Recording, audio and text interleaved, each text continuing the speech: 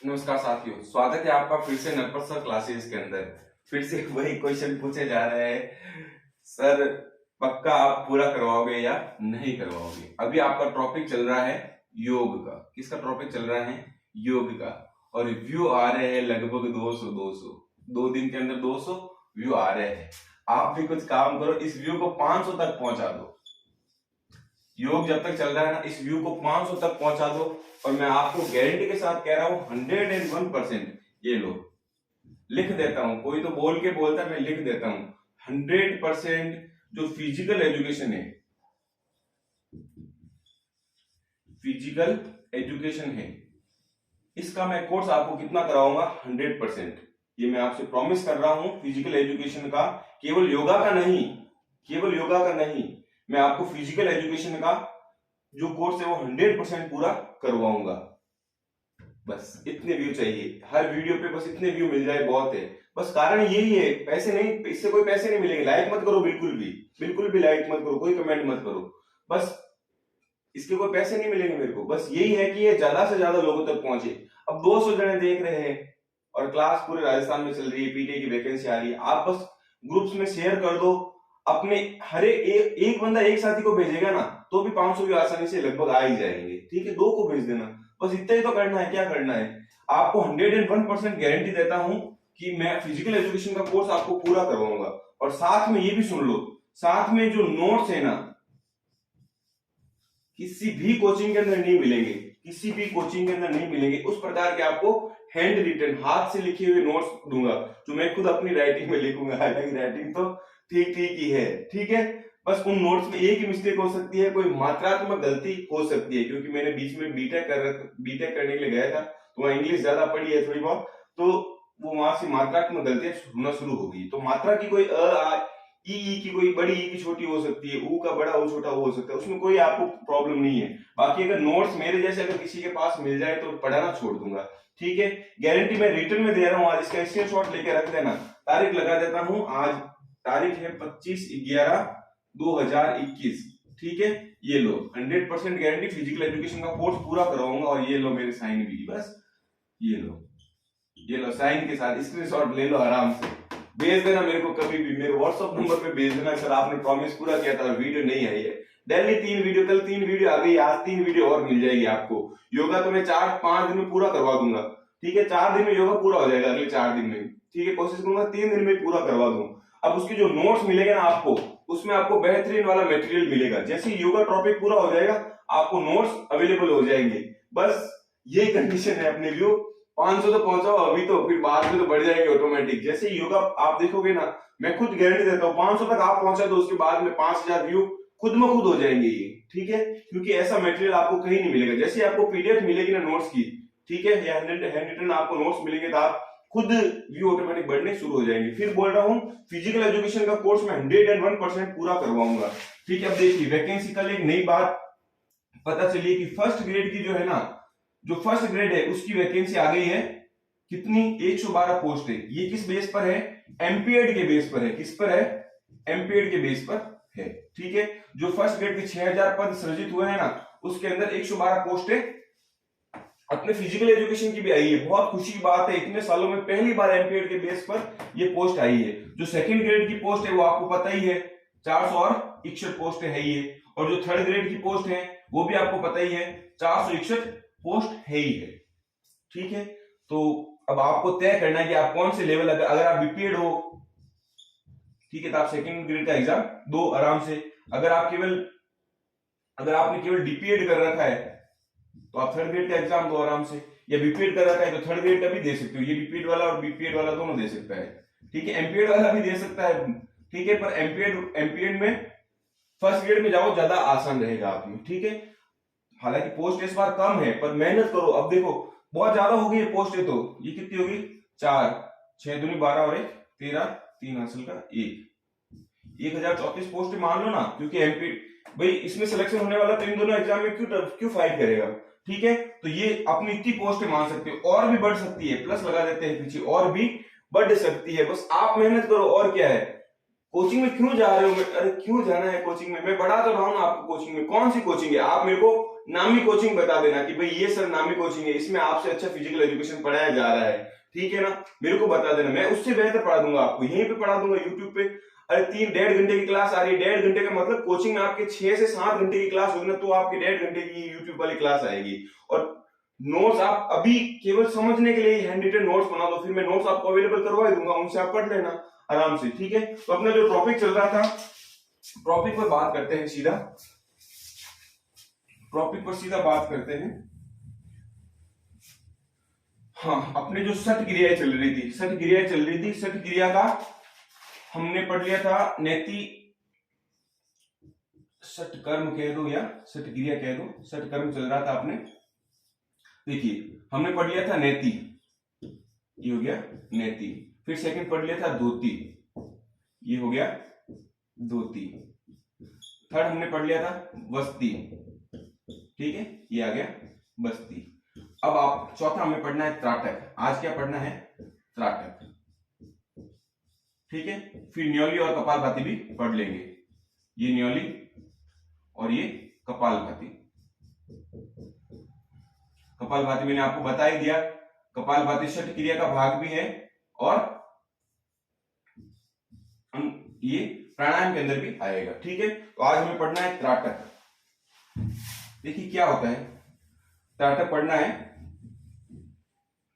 देखिए त्राटक चौथा पार्ट है षट क्रिया का, त्राटक। क्या होता है त्राटक?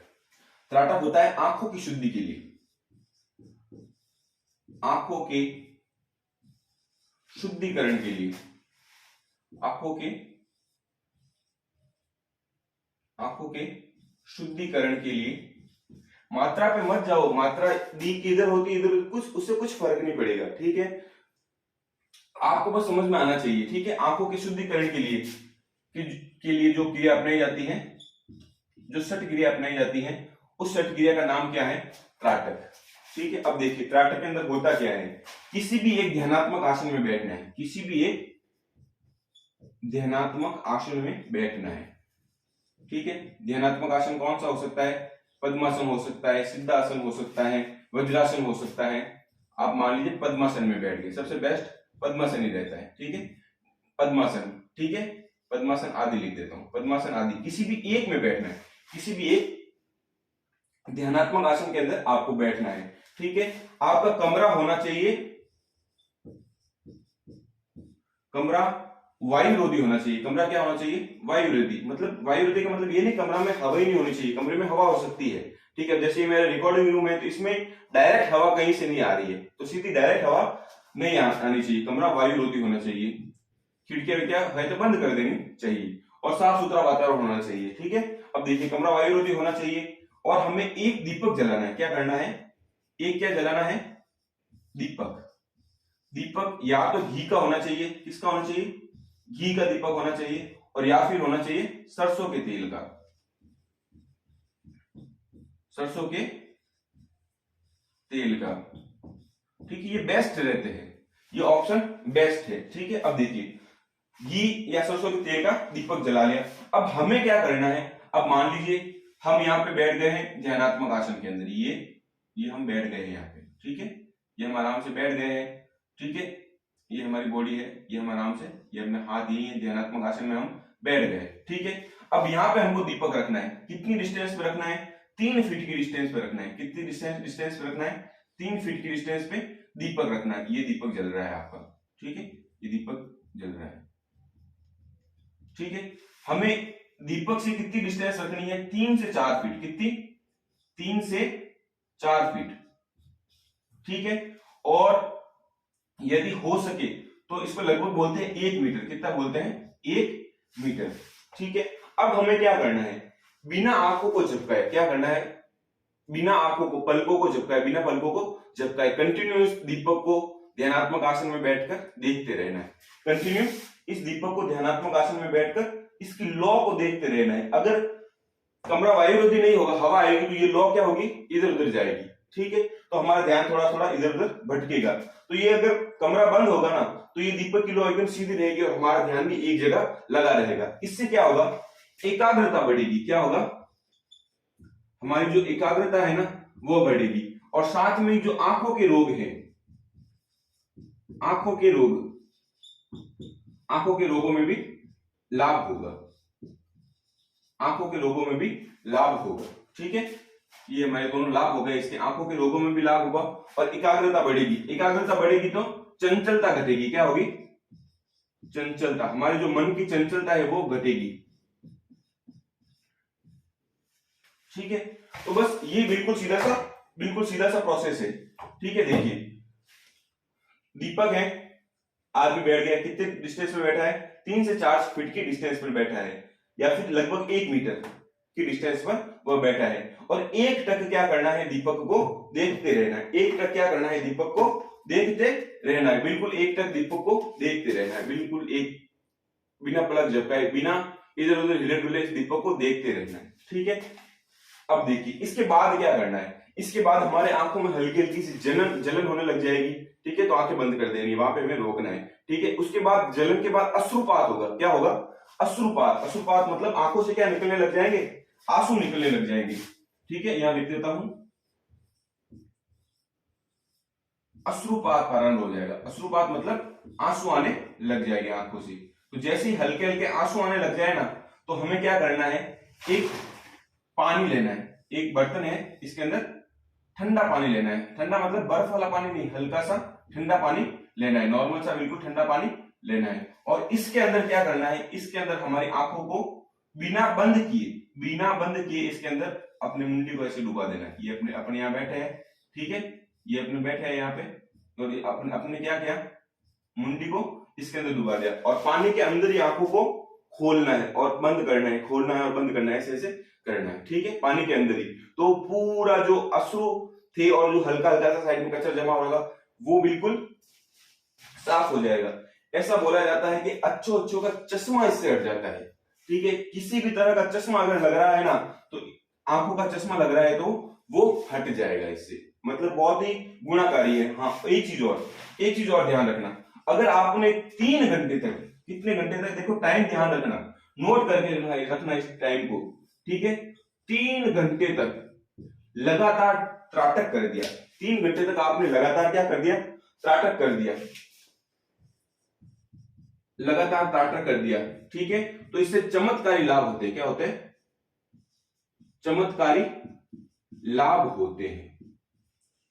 ये चीज आप ध्यान रखना। ठीक है, अगर आपने 3 घंटे तक लगातार त्राटक कर रखा है ना, या करते हो आप, आपकी कैपेसिटी बढ़ानी होगी बिना पलक झपकाए 3 घंटे तक। ठीक है, बिल्कुल ध्यान लगाकर, ईश्वर का ध्यान लगा रहा है, बिल्कुल उस लो के ऊपर कॉन्सेंट्रेट करके। ठीक है, तो ऐसा माना जाता है कि चमत्कारी लाभ हो गए। क्या हो गए, चमत्कारी, मतलब देवीय लाभ भी हो गए, आपकी जो मानसिक क्षमता है उसमें भी वृद्धि होगी, और आंखें तो आपकी एकदम दूरबीन जैसी हो जाएगी आपकी आंखें।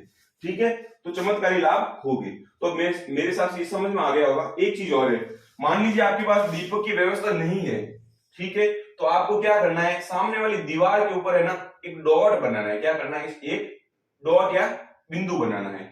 इस बिंदु को लगातार देखते रहना, इस बिंदु को लगातार देखते रहना है। ठीक है, तो देखिए, तो ये मेरे हिसाब से त्राटक आपको समझ में आ गया होगा। जो आपने बोला था कि सर थोड़ा स्पीड हल्का सा कम रखो, हल्का सा स्पीड कम है, लिखा है वो भी अच्छे से है। अब आप इसका एक स्क्रीनशॉट ले लीजिए। मैं समझता हूँ त्राटक आपको समझ में आ गया होगा। एक चीज और बता देता हूं, इसमें एक पक्षी होता है चकवा या चकवी, आपने नाम सुना होगा। पक्षी का नाम क्या है, पक्षी बनाना पड़ेगा, पक्षी बना दे, ये लीजिए, ये पक्षी बना दिया।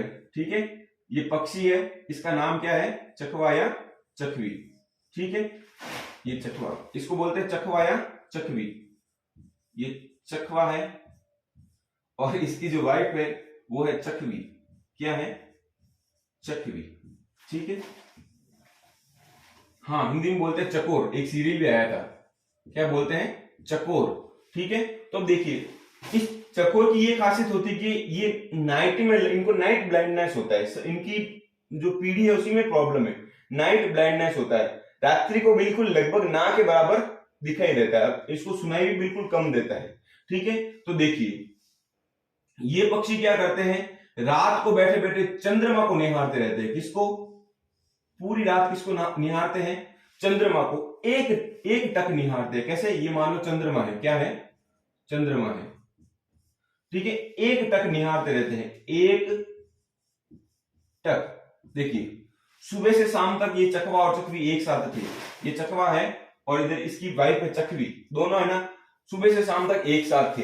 पर जैसे ही रात हुई अंधे अंधे जैसे अंधे हो गए, इनको दिखना कम हो गया, सुनाई भी बिल्कुल ना के बराबर ही रहता है। ये दोनों क्या होते हैं? बिछड़ जाते हैं। क्या होता है? इनका वियोग हो जाता है। ये वियोग क्या हो जाता है? बिछड़ जाते हैं, ठीक है।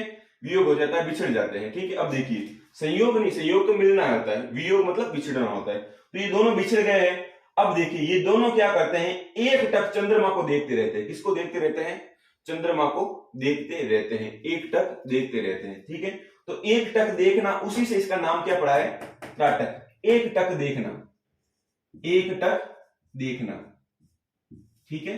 हिंदू धर्म के अंदर एक दोहा भी है कि गुरु मूरत गति चंद्रमा, सेवक नयन चकोर, अष्ट पहर निरखत रहूं गुरु मूरत की।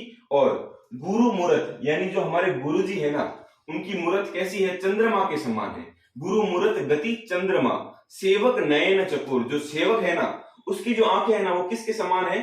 चकोर के समान है। अष्ट पहर निरखत रहूं, अष्ट पहर मतलब 24 घंटे, निरखत रहूं गुरु मूरत की ओर। मतलब जैसे चकवा पूरी रात भर चंद्रमा को देखता है ना, तो वो तो मान लो 2 पहर या 3 पहर देखता है, ठीक है, 4 पहर ही देखता है, ठीक है। पर मेरे गुरु में इतना ओज है, ठीक है, वो चंद्रमा से भी ज्यादा तेजमान है कि मैं उनको 8 पैर देख सकता हूं, ठीक है।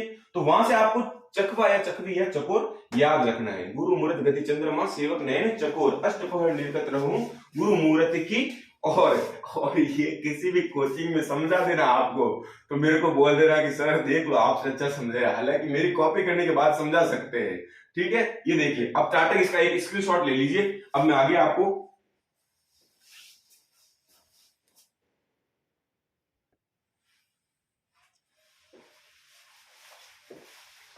ठीक है, तो आपको त्राटक बहुत अच्छे से समझ में आ गया।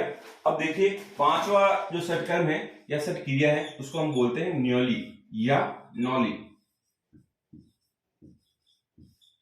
न्योली या इसको बोलते हैं नौली, ठीक है। न्योली या नौली। अब देखिए न्योली या न्योली का मतलब क्या होता है? नाली। जो अपनी नाली होती है ना, पानी बाहर निकालने की जो नाली होती है ना, वही इसका अर्थ होता है। अब ये नाली कहां बनेगी? अब ये नाली बनेगी अपना जो पेट है ना, पेट या उदर कह दीजिए, उदर के भाग में या पेट के भाग में क्या बनेगी? न्योली बनेगी। अब देखिए आपने बाबा रामदेव जी को कई बार ये चीज करते हुए देखा होगा, ठीक है। तो देखिए अभी कैसे की जाती है ये न्योली प्रक्रिया। करने से पहले है ना, हमें है ना एक प्राणायाम करना पड़ता है, अग्निसार प्राणायाम। अग्निसार प्राणायाम या इसे अपन अग्निसार क्रिया भी कह सकते हैं। अग्निसार क्रिया कह दो या फिर प्राणायाम कह दो। देखिए इसमें क्या होता है, अग्निसार के अंदर क्या होता है? अग्निसार के अंदर आपको डायग्राम से बताते हैं। देखो अग्निसार के अंदर क्या होता है? अग्निसार के अंदर ये मान लीजिए ये आदमी है, इधर खड़ा है और ये इसका पेट है। क्या है? ये इसका पेट है। फिर इसके पैर है नीचे, ठीक है। अब देखिए इसको थोड़ा ध्यान से देखिए, ये पेट वाला फेस है, कौन सा है?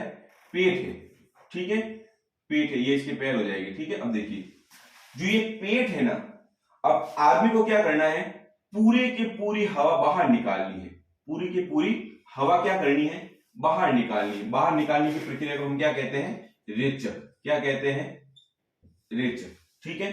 जैसे ही पूरी हवा बाहर निकल गई, पूरा के पूरा रेचक के तुरंत बाद में करना है कुंभक। क्या करना है? कुंभक। बाह्य कुंभक भी कह सकते हैं, मतलब बाहर की तरफ हवा पूरी बाहर निकाल दी, ठीक है। और फिर क्या? कुंभक। तो जैसे ही हवा पूरी बाहर चली जाएगी तो पेट का वॉल्यूम लगभग कैसा हो जाएगा? ये इस प्रकार से, ये पेट ये ऐसा हो जाएगा लगभग, ठीक है। क्योंकि हवा कहां चली गई है? बाहर चली गई है। हवा कहां चली गई है? बाहर की तरफ चली गई है। इस क्रिया को हम बोलते हैं यहाँ पे फिर कुंभक करना है, मतलब रोक देना है, श्वास को क्या करना है, वापस इनहेल नहीं करना है, अंदर की तरफ नहीं लेना है। इस क्रिया को हम क्या कहते हैं, कुंभक क्रिया, अग्निसार क्रिया कहते हैं। क्या ये कुंभक हो गया। कुंभक के बाद में फिर पेट को फिर आगे पीछे करना है। पेट को क्या करना है, ये देखो यहाँ डॉटेड बना देता हूं, पेट को आगे पीछे अपन कर रहे हैं, बिल्कुल रोक दिया, फिर पेट को क्या कर रहे हैं, आगे पीछे कर रहे हैं। देखो पिछली बार कोचिंग्स में तो मैंने खुद करके दिखाया था, क्योंकि उस समय वेट लगभग 75 था, अब है 95। ठीक है, तो इस बार मैं नहीं करके दिखा सकता हूँ, कोशिश करूंगा मैं अपना वेट कम करके आपको लगभग 15-20 दिन या महीने भर में आपको दिखा सकूं, पर ऐसा पॉसिबल लगता नहीं है क्योंकि अभी स्टडी टाइम चल रहा है। ठीक है, तो देखिए इसको पेट को क्या करना है, आगे पीछे करना है। कुंभक क्या हुआ, मतलब श्वास को पूरा बाहर निकाल के रोका हुआ है, श्वास को पूरा रेचक कर दिया। ठीक है, फिर बाह्य कुंभक कर रखा है अपने, क्या कर रखा है, बाह्य कुंभक कर रखा है, मतलब श्वास पूरा कहाँ है, बाहर है, अंदर कुछ भी नहीं है, पेट बिल्कुल अंदर सिकुड़ गया है। अब पेट को इस अवस्था में क्या करना है, आगे पीछे ऐसे करना है। ठीक है, अब देखिए इस प्रक्रिया को क्या कहते हैं, अग्निसार। अग्निसार प्रक्रिया करने से क्या होगा, पेट जो है वो मुलायम हो जाएगा, पेट क्या हो जाएगा, थोड़ा नरम हो जाएगा, मुलायम हो जाएगा। ठीक है, अब जैसे ही पेट नरम या मुलायम हुआ तो हम न्योली प्रक्रिया के लिए तैयार हो गए। ठीक है, तो ऐसे ही खड़े ही रहना है, खड़े खड़े ही फिर बस इस प्रकार से पूरा श्वास बाहर निकाल दिया और पेट को अंदर प्रेस से अंदर बाहर करना है। ठीक है, अब देखिए, अब न्योली प्रक्रिया को प्रारंभ करने के लिए अब मेरे को फोटो चेंज करना पड़ेगा। अब हमने अग्निसार प्रक्रिया तो कर दी है, अब न्योली प्रक्रिया देखिए। अब न्योली प्रक्रिया के अंदर मान लीजिए ये आदमी है, ठीक है, अब देखिए ये सामने वाला पोर्शन है, ये तो साइड वाला पोर्शन था, मतलब ऐसे खड़ा है आदमी, इस फोटो में तो ऐसे खड़ा है आदमी, अब इस फोटो में कैसे खड़ा है, बिल्कुल सामने की तरफ खड़ा है। अब देखिए, ठीक है, ये इसके पैर हो जाएंगे नीचे। ठीक है, अब देखिए, अब यहाँ पे पेट के अंदर क्या होगा, वापस यही प्रक्रिया करनी है, जैसे अग्निसार प्रक्रिया खत्म होगी, अब वापस से ध्यान रखना है, वापस से हमें क्या करना है, पूर्ण रेचक करना है। क्या करना है, पूर्ण रेचक। यहां पे भी वापस क्या करना है, पूर्ण रेचक करना है। पूर्ण रेचक का मतलब पूरी पूरी हवा क्या कर दी, बाहर निकाल दी। पूर्ण रेचक के बाद में फिर से बाह्य कुंभक करना है। बाह्य कुंभक का मतलब अब हवा वापस अंदर नहीं लेनी है, वापस हवा अंदर नहीं लेनी है, और इस प्रकार से दोनों घुटनों के ऊपर जोर देना है। दोनों घुटनों के ऊपर जोर देंगे ना तो ये पेट के अंदर है ना, बीच के अंदर ऐसा कुछ भाग बनेगा, जैसे बाबा रामदेव जी के बनता है, पेट में बिल्कुल दोनों साइड से खड्डे पड़ जाएंगे, दोनों साइड से यहाँ पे गड्ढे पड़ जाएंगे यहाँ पे, और बीच में कुछ ऐसा पार्ट बन जाएगा, ये बीच में आ जाएगा, पेट कहाँ आ जाएगा अपना, बीच के अंदर आ जाएगा। ठीक है, ये नाली जैसी संरचना बनेगी पेट के बीच की साइड में, यहाँ पे अपनी नाभि है। ठीक है, तो यहाँ पे पेट के बीच वाली साइड में क्या बनेगी, नाली जैसी रचना बनेगी, इसी को अपन क्या कहते हैं, न्योली कहते हैं। इसी को हम क्या कहते हैं, न्योली कहते हैं। अब देखिए, अब ये हमारी दाई साइड है, कौन सी साइड है, ये हमारी बाई साइड है। ठीक है, और ये दाई साइड है। ठीक है, अब देखिए, अगर बाई साइड के इस प्रकार से हम खड़े हैं और घुटनों के ऊपर हाथ है हमारे, ठीक है, अब घुटनों के ऊपर जो हाथ है ना, देखो न्योली प्रक्रिया करते समय हाथ कहां पर रहेंगे, हाथ रहेंगे घुटनों पर। कहां रहेंगे, घुटनों पर। हमें खड़े रहना है, थोड़ा सा उकड़ू खड़े रहना है। ठीक है, उकड़ू मतलब इस प्रकार से खड़ा रहेगा, हाथ घुटनों पर रहेंगे। ठीक है, अब देखिए, अब हमारी न्योली बन गई है। ठीक है, न्योली बन गई, अब रोकना है, सांस को रोका हुआ है अपना। अब अगर अपन बाई तरफ वाले घुटने के ऊपर ज्यादा जोर देंगे ना, बाई तरफ के घुटने के ऊपर ज्यादा जोर देंगे ना, तो ये न्योली क्या होगी, बाई तरफ शिफ्ट हो जाएगी। ये जो न्योली बनी है ना, ये किधर शिफ्ट हो जाएगी, बाई तरफ शिफ्ट हो जाएगी। किधर शिफ्ट हो जाएगी, बाई तरफ, इस तरफ चली जाएगी। तो इसको अपन बोलते हैं वाम न्योली। क्या बोलते हैं, वाम न्योली। ठीक है, इसको हम क्या बोलते हैं, वाम न्योली। मतलब बाई तरफ, बाई वाले घुटने के ऊपर हमने क्या दिया, हाथ, घुटने पर दोनों हाथ है, पर बाएं वाले घुटने की तरफ जोर दिया। ठीक है, तो न्योली कहां चली जाएगी, बाई तरफ चली जाएगी। ठीक है, तो इस न्योली को हम क्या बोलेंगे, वाम न्योली। ठीक है, अब वापस देखिए, अगर हमने दाएं वाले घुटने पर जोर दिया, ये दाएं तरफ वाला घुटना है, ठीक है, इसके ऊपर हमने जोर दिया, तो न्योली जो बीच वाली है ना, वो इधर चली जाएगी, न्योली इधर चली जाएगी। ठीक है, मतलब दाईं तरफ आ जाएगी। इसको हम बोलते हैं दक्षिण न्योली। क्या बोलते हैं, दक्षिण न्योली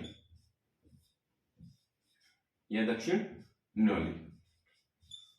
बस इतना सा आपको ध्यान रखना है। मध्य न्योली तो न्योली थी ही थी, ठीक है। दक्षिण में गई तो दक्षिण न्योली, और अगर न्योली वाम साइड में गई तो वाम न्योली। ध्यान रखना न्योली एक जगह ही रहेगी, या तो बीच में रहेगी, या राइट में जाएगी, या लेफ्ट में जाएगी। इसी चीज को आपको ध्यान रखना है। तो आपसे अगर कोई पूछ ले तो न्योली कितनी प्रकार की होती है, तो न्योली तो एक ही प्रकार की होती है, न्योली तो एक ही होती है, वो न्योली है, ठीक है।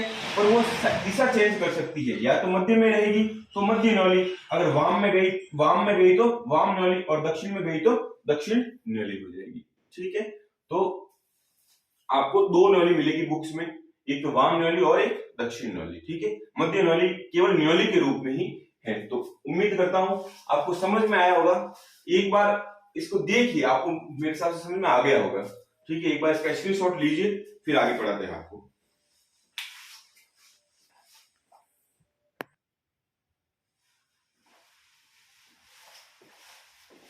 देखिए, तो हमें न्योली हो गया था। अब लास्ट और सठ कर्म का जो लास्ट पार्ट है वो पढ़ेंगे, छठा पार्ट, कपाल भाती।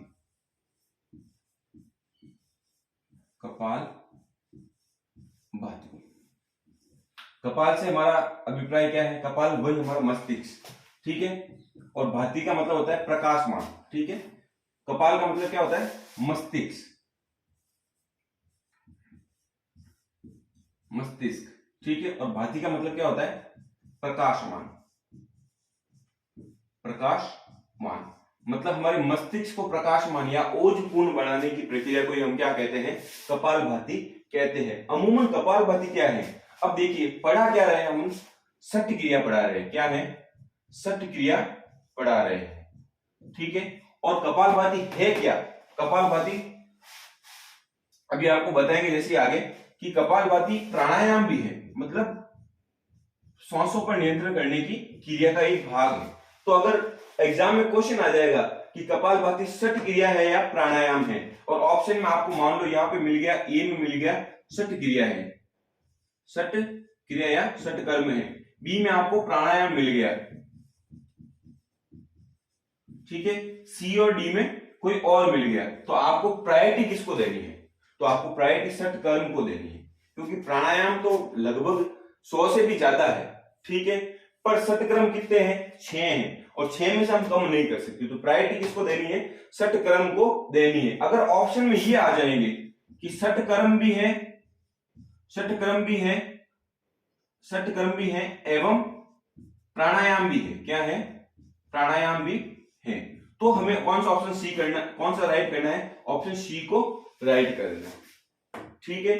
अगर ऑप्शन में अन्य लिखा हुआ आ जाए, क्या लिखा हुआ आ जाए, अन्य लिखा हुआ आ जाए, और यहां पे कुछ और हो, ठीक है, अन्य लिखा हुआ आ जाए, तो अन्य को राइट नहीं करना है, किसको राइट करना है, सठ कर्म को राइट करना है। पर अमूमन ये चीज ध्यान रखना है कि कपाल भाती क्या है, सठ क्रिया भी है और प्राणायाम भी है, पर प्रायोरिटी किसको देनी है, सठ कर्म पहले है, क्या है, सठ कर्म पहले है, प्राणायाम भी है, पर सठ कर्म तो 6 क्रिया, इसमें तो कितनी क्रिया है, 6 क्रिया। अब इसमें तो प्राणायाम के अंदर तो लगभग 101 तो लगभग किताबों में मिलती है, वैसे ग्रंथों में तो 500, 1000, 1100 के आसपास प्राणायाम बताए गए हैं, ठीक है।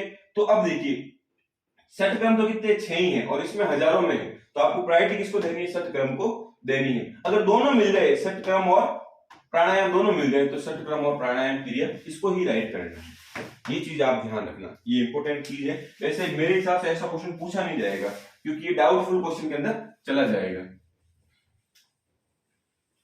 अब देखिए कपाल भाती, कपाल भाती का मतलब हो गया मस्तिष्क प्रकाशमान, मतलब हमारा जो मस्तिष्क है ना एकदम ओजमय होना चाहिए, तो ये क्रिया करने से सीधा इसका लाभ पता चल गया कि कपाल भाती यानी मस्तिष्क क्या हो जाएगा, ओजमान हो जाएगा। पर ये पूरा प्राणायाम पे बेस्ड है, श्वसन क्रिया पर आधारित है। इसमें क्या करना है बता देता हूं मैं आपको, पूर्णतः रेचक क्रिया, पूर्णतः रेचक क्रिया पर ध्यान रखना है, ध्यान देना है, क्या करना है, पूर्णतः रेचक क्रिया पर क्या करना है, ध्यान देना है, ठीक है। पूरक क्रिया स्वतः होगी, पूरक क्रिया क्या होगी, स्वतः होगी, ठीक है। देखिए स्टेप बाय स्टेप इसको देखते हैं, ठीक है। सबसे पहले सबसे पहले हमें किसी भी एक ध्यानात्मक आसन में बैठना है। क्या करना है? ध्यानात्मक आसन में बैठना है। कौन से आसन में बैठना है? ध्यानात्मक आसन में बैठना है। ध्यानात्मक आसन में बैठने के बाद में हमें क्या करना है? बिल्कुल पूर्ण रेचक करना है। ठीक है, मतलब श्वास को क्या करना है? पूरा बाहर निकालना।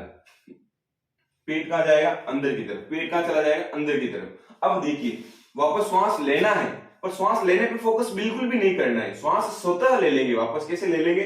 बिल्कुल इजीली श्वास खुद में खुद ले लिया जाएगा। हमें क्या करना है? बस इस चीज पे फोकस करना है कि पेट अंदर जाना चाहिए और श्वास कहां जाना चाहिए? बाहर की तरफ। मतलब पूर्णतः रेचक क्रिया पर ध्यान देना है। पूर्णतः रेचक क्रिया करनी है। पूरा क्रिया क्या हो जाएगी? स्वतः खुद में खुद हो जाएगी। कुंभक क्रिया इसके अंदर नहीं होगी। ठीक है, पूर्णतः रेचक क्रिया पर ध्यान देना है। मतलब आपने केवल रेचक क्रिया पे ध्यान देना है। पूरी क्रिया स्वतः होगी, इसमें ध्यान देना ही नहीं है। बिल्कुल बिल्कुल पूर्ण वेग से क्या करना है? रेचक क्रिया पर ध्यान देना है। पूरी क्रिया बिल्कुल हूबहू स्वतः ही हो जाएगी। इसी कपालभाति को अपन रेफरेंस में पढ़ेंगे, बहुत डिटेल में पढ़ेंगे। पर कहां पे पढ़ेंगे? प्राणायाम के अंदर पढ़ेंगे। अभी इसको यही समाप्त करते हैं और आपका जो सठ क्रिया वाला पार्ट है वो यहीं पे खत्म हो गया होगा। उम्मीद करता हूं आपको बहुत अच्छे से समझ में आया होगा। नोट्स अवेलेबल हो जाएंगे जैसे योगा का टॉपिक पूरा होगा। नोट्स में लिखने तैयार कर दिए, बनाने तैयार कर दिए हैं। ठीक है ना, बहुत सारी बुक्स का मिक्सचर मिला के नोट तैयार कर रहा हूं अच्छे वाले। साथ में क्वेश्चन पेपर की सॉल्विंग भी डाल रहा हूं उसके अंदर कि 2013 में, 11 में, 8 में, 17 में कौन कौन से क्वेश्चन पूछे गए, वो इन टॉपिक से रिलेटेड कौन कौन से पूछे गए, तो वो उसके जस्ट नीचे ही मिलेंगे आपको।